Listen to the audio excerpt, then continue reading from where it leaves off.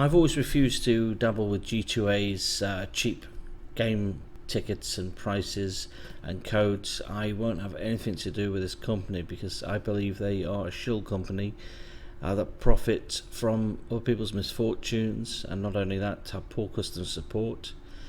They also don't give back to the publishers, reason being because a lot of flack that they're getting from Punch Club publisher Tiny Build, who claimed that G2A sold $500,000 worth of its games and they didn't get any money in return. They didn't get a cut, they didn't get a percentage. This is a company that buys codes for games from, say, not so secure sources and sells them on cheaply. They get them cheap, they sell them cheap, and the company that make these games and own the codes outright don't get a cut, don't get anything. And they don't even do their homework. They don't find out where they're getting the codes from. They just say, oh yeah, everything's legit, blah blah blah. But there have been several stories about G2A's practices. There was one story about a guy who got the Microsoft software package.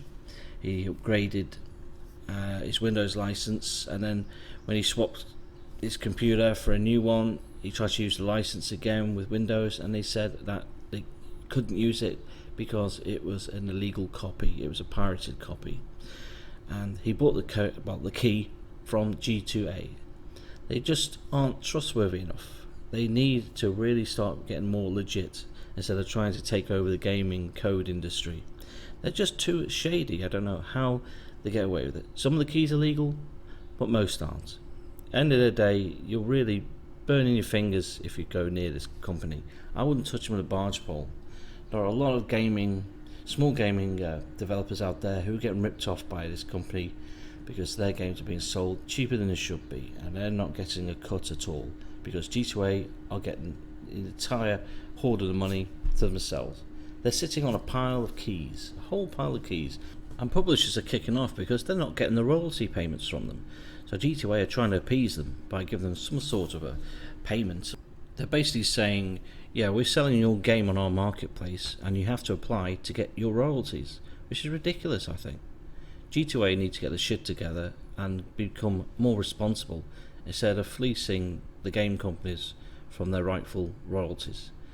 And these game companies should have the right to say, hey, you can't sell our game on your store without our royalties, and we don't have to apply for nothing because the game is ours, not yours. That's the way it should be. Now, they probably bought all these game codes and said, hey, that's our property. But even then, the game codes have to be totally legit. If they're not legit, 100% legit, then they shouldn't sell anything, and this site should be shut down. Well, I do hope that they start to get their act together and people get bargains, but personally, for now and probably forever, I'll be sticking with Steam and Origin and buy my games legit. So there we go.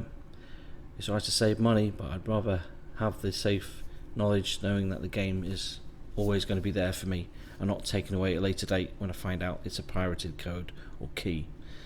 Anyway, thanks for watching the video. I hope you enjoyed it, and I'll have another whinge about the gaming industry very soon. Thanks a lot. Oh, and as an update, Level Cap did a video on the same subject just a few days ago, and it's a very good video. I liked it.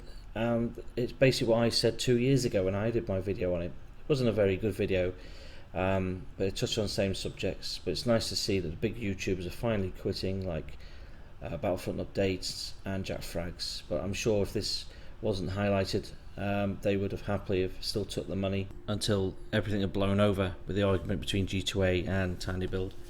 So yeah, it's alright to do the right thing now, guys, and a lot of these YouTubers are saying, hey, I'm ditching G2A because it makes their subs think, hey, these guys are cool. It's the right thing to do. Yeah, and to be honest, it is the right thing to do. But personally, you should have done it 2 years ago, really. Don't take sponsorships from dodgy companies. That's what's to be learned.